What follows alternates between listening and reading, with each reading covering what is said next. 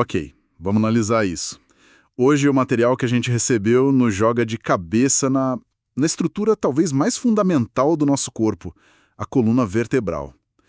E pensando bem, é muito mais do que só uma pilha de ossos, né? É o nosso mastro, a torre de controle, o que nos permite ficar de pé e, ao mesmo tempo, nos curvar para amarrar o sapato. Uma verdadeira obra de engenharia. Nossa missão hoje é desvendar a lógica por trás desse projeto. E o mais legal dessa lógica, assim, é que nada ali é por acaso. Cada pedacinho de osso, cada curva, tem uma função muito, muito clara. É um quebra-cabeça onde a forma de cada peça explica exatamente o que ela faz. A gente vai montar esse quebra-cabeça começando lá de cima da base do crânio e descendo até a pontinha final, o cóccix. Boa. Então, para começar, a primeira coisa que salta aos olhos é que a coluna não é uma barra reta e sólida, né? Ela é toda segmentada, né? Dividida em blocos. Como é que funciona essa divisão? Exato, segmentação é a palavra-chave. São 5 regiões, cada uma com sua personalidade. Lá no pescoço temos a região cervical, com 7 vértebras. Elas são as campeãs da mobilidade. Descendo, a gente chega na torácica, com 12 vértebras. A missão delas é servir de base para as costelas, formando a caixa torácica. Ah, então é por isso que essa parte do tronco é mais rígida. É para proteger o coração, os pulmões. Faz sentido. Exatamente. Abaixo dela vem a região lombar, na base das costas. São 5 vértebras gigantescas, feitas para aguentar peso. E, por fim, a base de tudo, o sacro, que na verdade são 5 vértebras que se fundiram para formar um osso só. E o cóccix, com umas 4 vértebras bem pequenas, também fundidas. No total, a gente começa com 33 vértebras. E essa pilha toda não é reta. Ela tem umas curvas bem distintas, um formato de S suave. E pelo que eu vi no material, essas curvas não são só um detalhe estético, né? De jeito nenhum. Elas são a essência do projeto. Essas curvas funcionam como uma mola, distribuindo o impacto de cada passo que a gente dá e ajudando no equilíbrio. E o mais incrível é que a gente não nasce com todas elas. Como assim? A gente vai, montando a coluna depois que nasce? De certa forma, sim. E aqui vem uma das coisas mais fantásticas do material. Nossa coluna não nasce pronta. 2 de suas curvas mais importantes, as do pescoço e da lombar, são literalmente esculpidas pelos nossos primeiros grandes feitos na vida. A gente nasce com as curvas primárias, a do tórax e a do sacro, que são curvadas para dentro. E o motivo é genial. Basicamente é para abrir espaço para os órgãos. Peraí, a curva no meio das costas existe para dar mais espaço para o pulmão? Isso. E a curva do sacro para dar mais espaço aos órgãos da pelve. Mas as outras 2, as secundárias, que são viradas para fora, essas a gente constrói. A curva do pescoço, a cervical, se forma quando o bebê começa a firmar a cabeça para olhar o mundo. E a curva da lombar, ela aparece quando a criança fica de pé e dá os primeiros passos. É a nossa biografia sendo escrita em osso. Que demais! É o corpo se adaptando à gravidade, ao movimento. E o que causa essa curvatura mecanicamente? O osso cresce diferente? Ótima pergunta, e a resposta é diferente para cada tipo de curva. Nas primárias, que já vem de fábrica, a culpa é do formato de cunha dos próprios corpos das vértebras. A parte da frente é um pouquinho mais baixa que a de trás. Já nas secundárias, as que a gente constrói, a mágica está nos discos intervertebrais, aquelas almofadas que ficam entre as vértebras. São eles que são mais grossos na frente, criando a curva. Entendi. Então, num caso, o tijolo é torto, no outro, a argamassa é que é mais grossa de um lado. Agora, vamos dar um zoom. Se a gente pegasse uma dessas vértebras, um desses tijolos, como seria o design básico dela? O design básico é surpreendentemente lógico. Pensa numa vértebra como um anelo de osso. A parte da frente, mais grossa e sólida, é o corpo vertebral. É ele que aguenta o tranco, o peso. A parte de trás é o arco vertebral.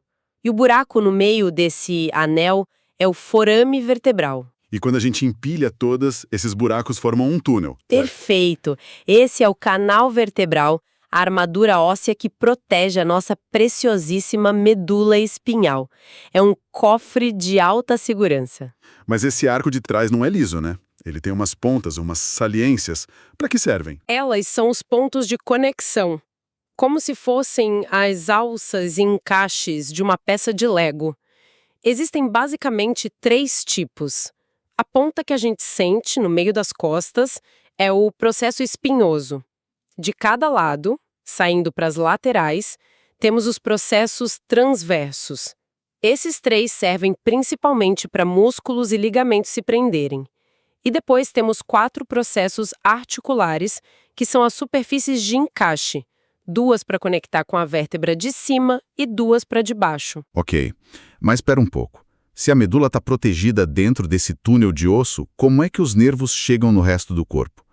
Tem que ter alguma saída de emergência nesse túnel, não? Tem, sim. E essa é outra sacada genial do design. Entre uma vértebra e outra na lateral, a junção delas forma uma abertura, um buraquinho, chamado forame intervertebral. É a portinha de saída de cada nervo espinhal. E clinicamente, isso é super importante, porque se essa portinha fica mais apertada por uma hérnia de disco ou por artrose, ela pode beliscar o nervo. É a famosa istemose, que causa dor, formigamento. Ah, agora tudo se encaixa. Entendido o modelo básico, vamos para as customizações. Saindo do pescoço, que é a região da mobilidade, como as vértebras de lá são diferentes. As cervicais são as mais delicadas, mas elas têm uma característica única. Um buraquinho extra em cada processo transverso de cada lado. É o forame transverso. Por ali passa um par de artérias e veias vertebrais, uma via expressa de sangue direto para o cérebro. Nenhuma outra vértebra tem isso. Caramba! É um duto de proteção para os cabos de energia do cérebro. E nessa região temos 2 vértebras que são verdadeiras estrelas, C1 e C2, o Atlas e o Axis. Por que elas são tão especiais? Porque elas fogem completamente do padrão para resolver um problema específico, mover a cabeça. A C1, o Atlas, que segura o crânio, ela não tem corpo, é só um anel. É a base onde o globo da nossa cabeça repousa. Essa articulação nos permite fazer o sim. E a C2, o Axis? O Axis, logo abaixo, tem uma peça que a C1 não tem, um pino de osso que sobe a partir do seu corpo, chamado de dente. Esse pino se encaixa perfeitamente dentro do anel do Atlas. O Atlas, com a cabeça junto, gira em torno desse pino. É a articulação do não. Então é quase como um rolamento de alta tecnologia no topo do nosso corpo.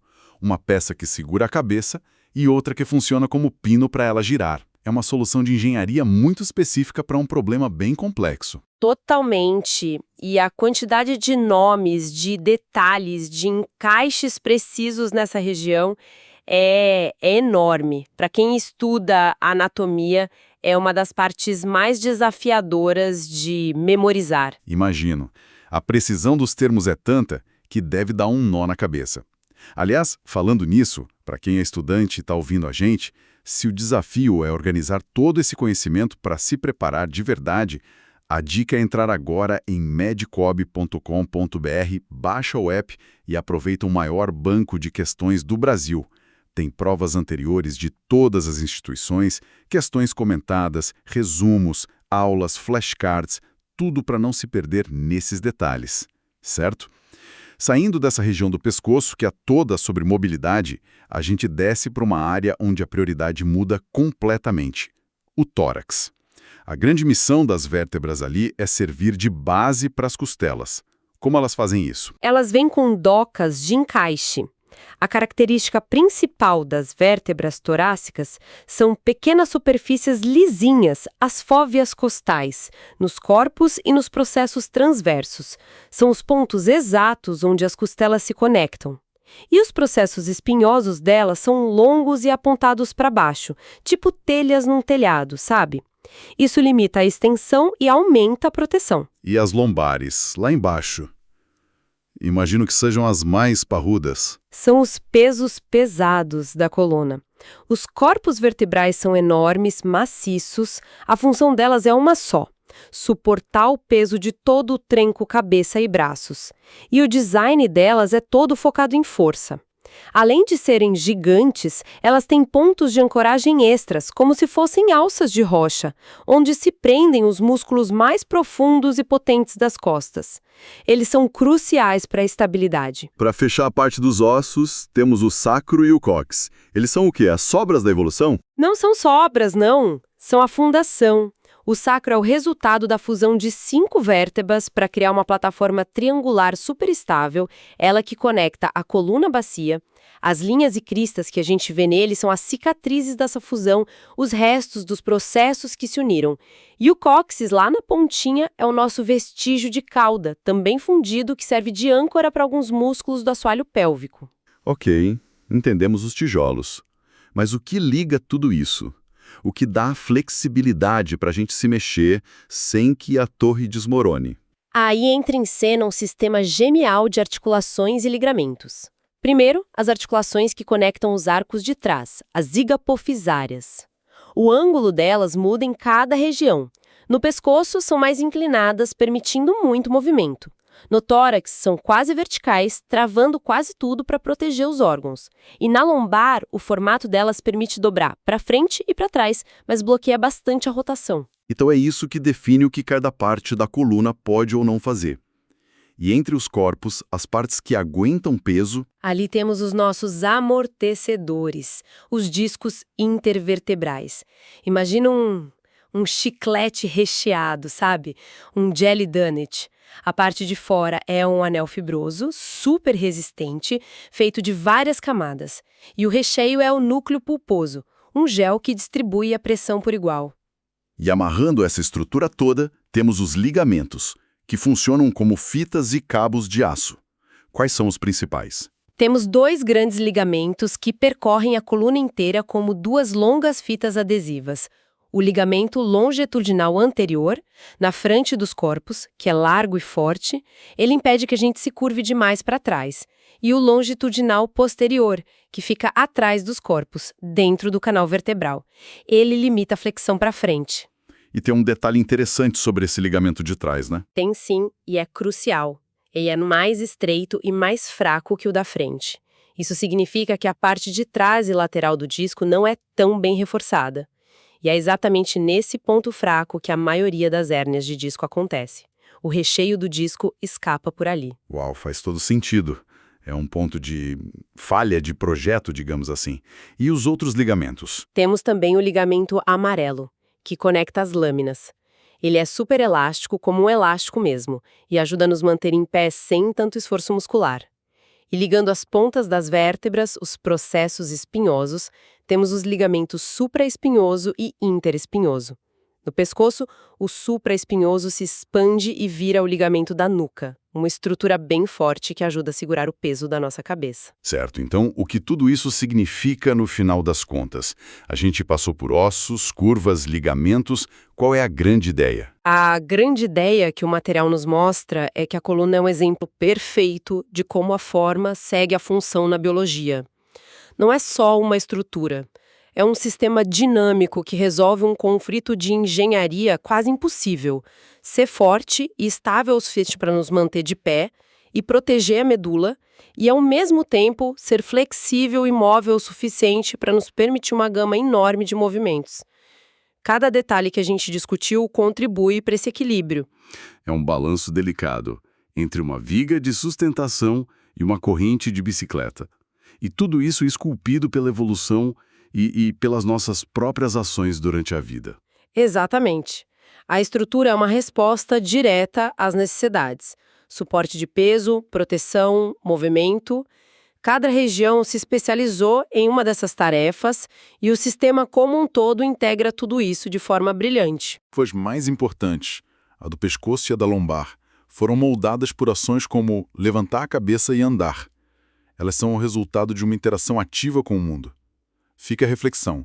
Como é que o nosso jeito de viver hoje, horas e horas sentados, com a cabeça baixa, olhando para uma tela, está impactando esse design que levou milênios para ser otimizado?